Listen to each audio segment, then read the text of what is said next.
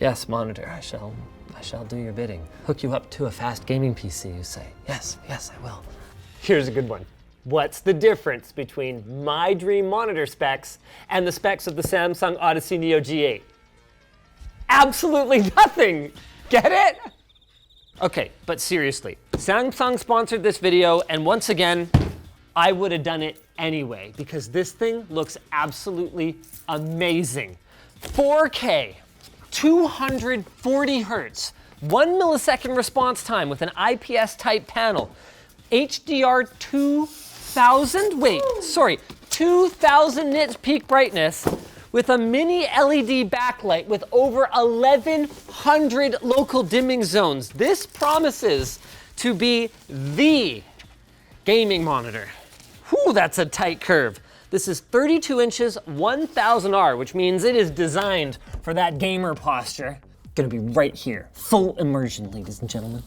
Coming around back, there's lots to talk about, starting with their Odyssey aesthetic, including RGB lighting, along with inputs. So we've got DisplayPort, we're gonna need that for 4K 240 hertz, and 2 HDMI ports that are capable of smart input switching. So as soon as a device fires up, CEC style, it can grab that input and switch over to it. We've also got an integrated USB hub with 2 Type A ports, an audio jack, as well as a 20-volt DC power in, and some of the most understated marketing that I think Samsung has ever done. On the one hand, they're like, Linus, you gotta mention the Quantum Mini LED and Quantum HDR 2000.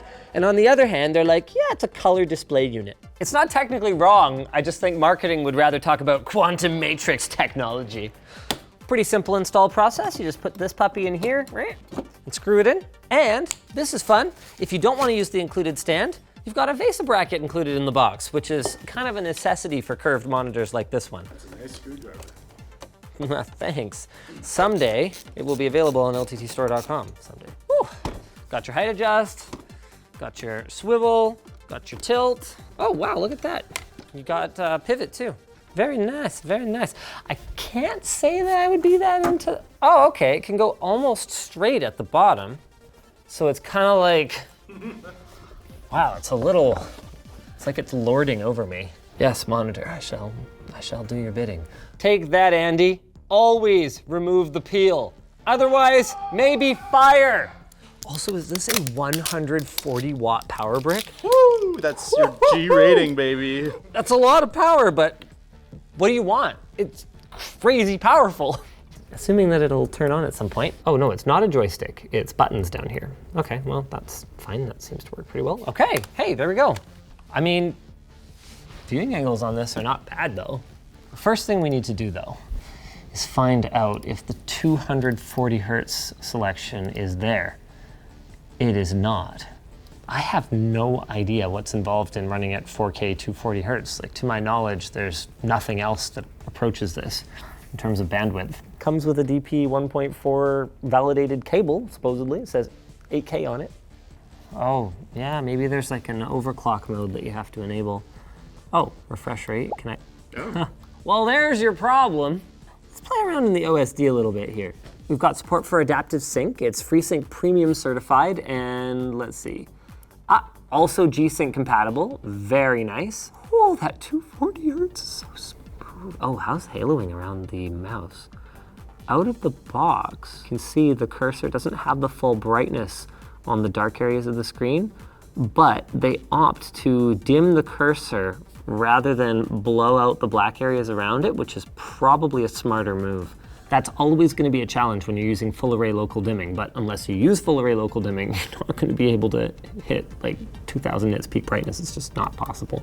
You can set it to an ultra wide aspect ratio and just have perma black bars. Now, obviously, that's something that you could do in your display driver, but for those of you who are not comfortable or not familiar tinkering around in there, it's just a couple of clicks in the OSD and you can watch in like a 21:9 more cinematic aspect ratio. Personally, I wouldn't do it this way, but it's there. Show a virtual aim point on the center of the screen. Here's the cheat button.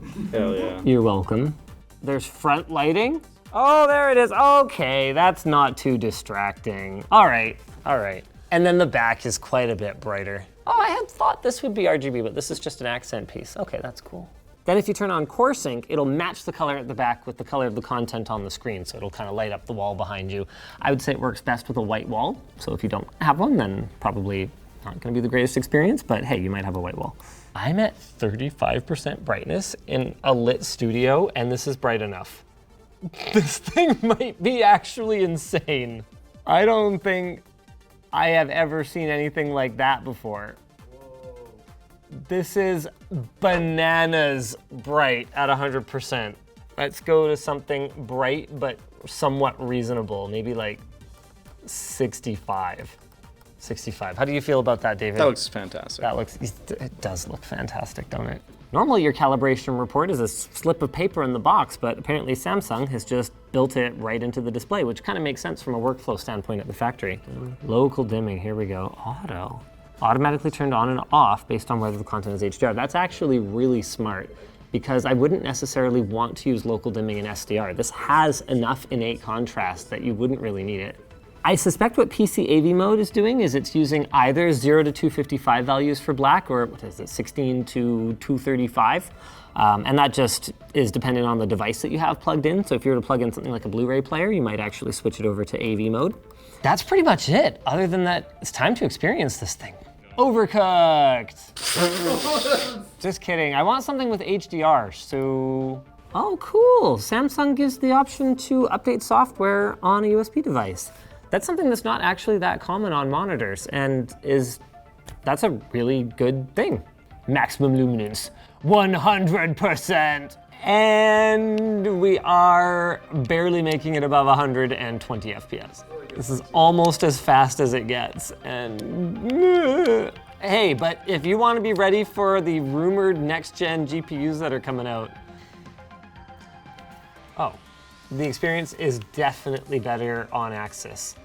I had said the viewing angle seemed pretty good. If you want the best color reproduction, you're gonna wanna be right in front of the monitor. I wonder if that's one of the reasons that Samsung went with a curved display. That looks really good. Here it was like, yeah, it looks okay, but I'm also at like, what is this? Maybe a 25, 30 degree angle off the screen? Too smooth. There's no such thing as too smooth. This is just the right amount of smooth. Actually, we could get smoother. It is really smooth though. Like even doing just an endless camera rotation around. Ooh, I can't look at that. Like that. Wow, that is crazy. And we're only running at like 140 FPS. Okay, let's try something else. Is Doom Eternal on here? Before we get that launched though, check this out. Those pointers are super sharp. They advertise a 1 millisecond response time, so I shouldn't be surprised, but that's really sharp. 190, 190. Not good enough. Even from this angle though, man, this game looks really good. That's crazy. Well, that was a miscalculation. Oh my God, that looks good. Samsung specifically wanted me to mention their anti-glare, so that's a good thing to have. What? It looks awesome! I wouldn't care if it had the most glare in the world. Man, that looks good. And without resorting to vivid mode nonsense or anything like that, it just looks freaking awesome. Man, do we have Destiny on here? No. Oh, that's too bad. I'd love to see Destiny on this. Gorgeous game in HDR. That's the kind of thing that a monitor upgrade like this does. Is like, you take experiences you've already had and then you just have them anew with a completely different level of visuals, right? It's like upgrading your GPU from entry level to like a new performance GPU, going back and playing games with all the eye candy turned on. Like that's what it's like. Okay, 240 and VSync off.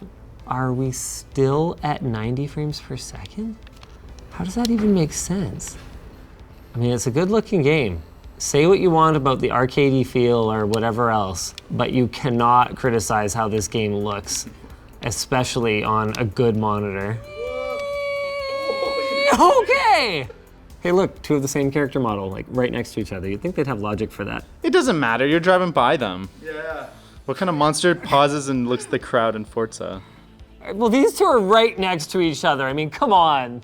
The last thing I want to see is the intelligent input selection. Let's go ahead and plug in this station of play. I'm trying to remember which button is the on button. David, help me. Brighter. No, offsets. Definitely bright enough. So let's try. If I unplug HDMI, do I have this feature disabled or something? It's worth mentioning that it supports HDMI 2.1. The HDMI 2.1 branding is all messed up right now, but basically like the 48 gigabit per second version. Oh, auto source switch plus. Oh, is not available. It's off by default. You have to plug in two things to turn it on. Okay, I'm gonna plug in DisplayPort. DisplayPort has been connected. And boom, very nice. All right, now let's power down the PlayStation. Does that even do that? Here we go, David, you ready? Yep. Beep.